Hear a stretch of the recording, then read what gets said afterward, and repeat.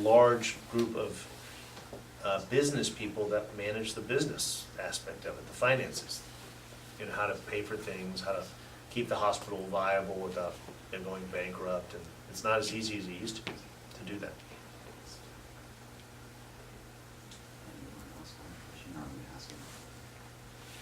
So you mentioned like the business side. Yeah. Is that like more like meetings with people? It's a lot of meetings, yeah, but it's also decisions. It's a lot of decisions. So any big hospital organization, see back in the 25 years ago or whatever, you know, there was about 25 separate hospitals in Atlanta, you know, and each one had their own governing structure, and it was like small town arrangement. It was nice. You know, you had DeKalb Medical Center here, and Piedmont, and Northside Hospital, and Gwinnett Medical Center, Atlanta Medical Center, Crawford Long, and they each had their own governance structure. But because hospital profits began to shrink and costs continued to rise, and in an effort to control costs, hospitals felt that the best way to do that would be to merge with other hospitals, so they have consolidated organizations. And that's what's happened everywhere around the country. So really, in Atlanta, there's 4 organizations, maybe more, but there's Wellstar, Atlanta, or Emory, Piedmont, Northside. And that's about it. Everybody else has joined one of those. Gwinnett joined Northside, DeKalb joined Emory, St. Joe's joined Emory, Henry went to Piedmont, Athens Regional went to Piedmont, Kaiser came to Emory. I mean, there's all kinds of shuffling and moving things around.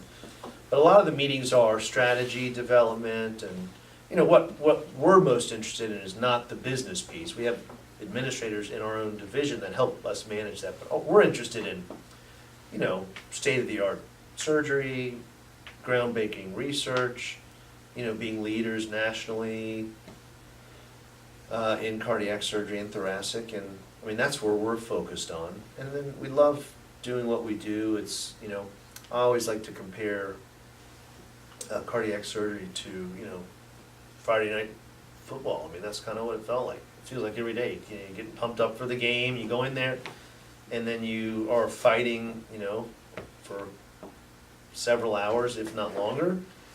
And thankfully, most of the time you come out a winner. Sometimes you don't. And that is, when you don't, it's gut-wrenching, but it's offset by enough victories that, you know, you want to come back the next day. That's kind of the best way to compare it. It's a big adrenaline rush every day. So like in residency, Yeah. how is the role like of What's how's the your role residence role? different than like your current role? Oh yeah, so you're just a student. So you're not called a student, you get paid, not a lot, but you're a trainee. And residency has changed a lot. Residency means a trainee. You know, you have a license to practice medicine. All you need is to do 1 year of residency, and you could technically go out and start your own practice and take care of patients with a license, no problem. And in this current era, that doesn't exist. Like you hear about the people that go and just have their one office and they're all by themselves. I mean, there's a few of that still going on, but it's too hard to stay alive doing that. So residency, you know, the more complicated the specialty, the longer the training pathway. If you want to be a general internist, your residency is 3 years long, and then you're done. It's 3 years. And you could take care of people and see a bunch of people in the office, and you know, that's great. If you want to do radiology, I think it's 4 or 5 years, 5 years I think, and then you're done. Unless you want to do something else. If you want to do neuroradiology, it's another year or 2. You know, if you want to do take care of cancer patients, then you do 3 years of internal medicine and 3 years of cancer oncology. And so the more complex the field, the longer the training is. No doubt about it. But you're just a student, and you work with other with teachers, just like you all have now, and they take the onus of responsibility for everything, but they're showing you and teaching you how to do surgery, how to take care of different problems, how to take care of sick patients, both in the office and in the hospital. But that's the difference. See, back in the old days, there were no hourly limits for how long a resident could work. And so at least in Atlanta, the place that everybody associates with their training is Grady, downtown. And for general surgery residents that worked at Grady were the trauma team. So you would be down in Grady, and you would come in one morning, it's 5:30, 6 o'clock, and you would stay the whole night, up all night, till 5 or 6 the next afternoon, sometimes later. And then you go home, you're exhausted, you pass out, you get up the next day, you have a regular day, which is till 7 or 8 at night, and you come back the next day and you do it all over again, for 5 years. That's what it was. And it's brutal. But now, there was all these things in the late 90s, early 2000s, where there was a concern about residents making too many mistakes because they were sleep deprived. And so they passed these laws to limit the weekly hours of residence to 80 hours a week. And so that was probably a reduction by a third of training. Well, because we were doing 100, 120 hours a week easily. And that probably was a little excessive, especially since like the chief of trauma at the time, just to stick it to you, you'd be post-call, call the night before, then he put you on general surgery call that day, and so if you get an emergency at 4 or 5 in the afternoon, you gotta take care of it and stay. But it definitely toughens you up a little bit. And it was, at the end, you came away with a sense of pride and accomplishment. The problem with the reduction in the hours is that's training time that you're not there to participate in. There's a balance. I think they overshot it a little bit. Because the reality is when you are done with your training and you're in practice by yourself and it's your patient that's sick, you gotta go take care of that problem. You're not gonna leave it for somebody else to deal with. If it was your family member, you'd want that person to come in and take care of it. And the current generation is not necessarily being trained that way, I don't think. But we're going back to it a little bit. Do you think that takes away from like the empathy that they learned, the fact that they have to cut it off at 80 hours?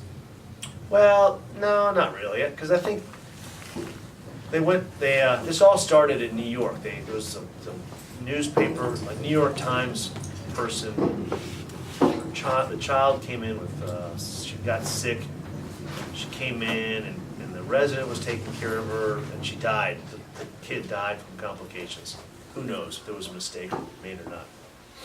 And so this person, a newspaper writer for the New York Times, was on a mission to change the way, oh gosh, that would have been bad, to change the way resident education was done.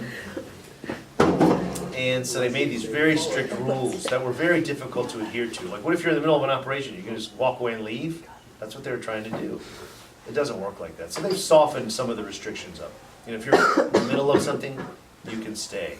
And nobody's sitting there, we're not at least, like checking to make sure.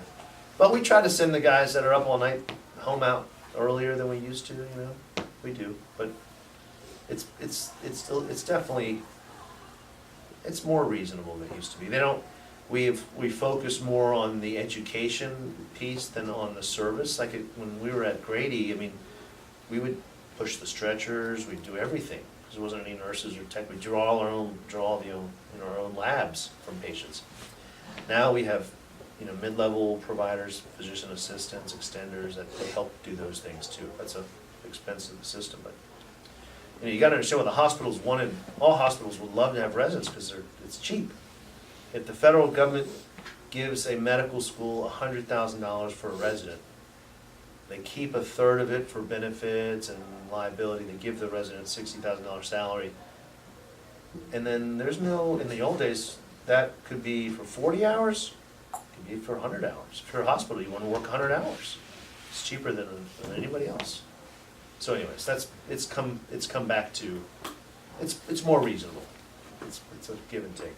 Yeah. When you were in high school, initially applying for college, what kind of stuff did you do outside of school? Did you play a sport or did you? Yeah, I did.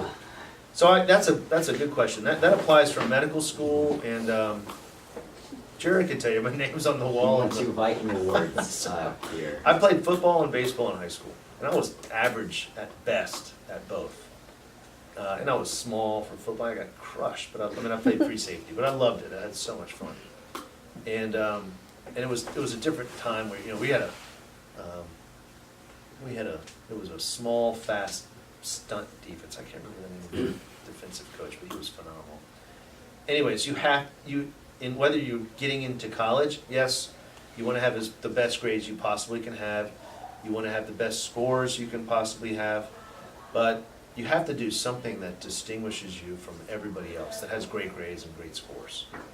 And if that's all you have, you're gonna struggle, believe it or not. If that's all you focused on is your grades and your scores, you'll be disappointed, because you'll say, well, how could I have not gotten into that school?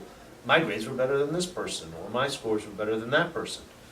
But they're looking for things that are unique, that differentiate you from everybody else. And it doesn't matter what it is, but it has to be something that you've shown a very strong commitment to, that you've excelled in, that you've obviously spent a lot of time in, whether it's painting or certain types of volunteer work or sport or leadership roles or anything. I mean, you name it. It could be kayaking or something, that you're the world's expert kayaker.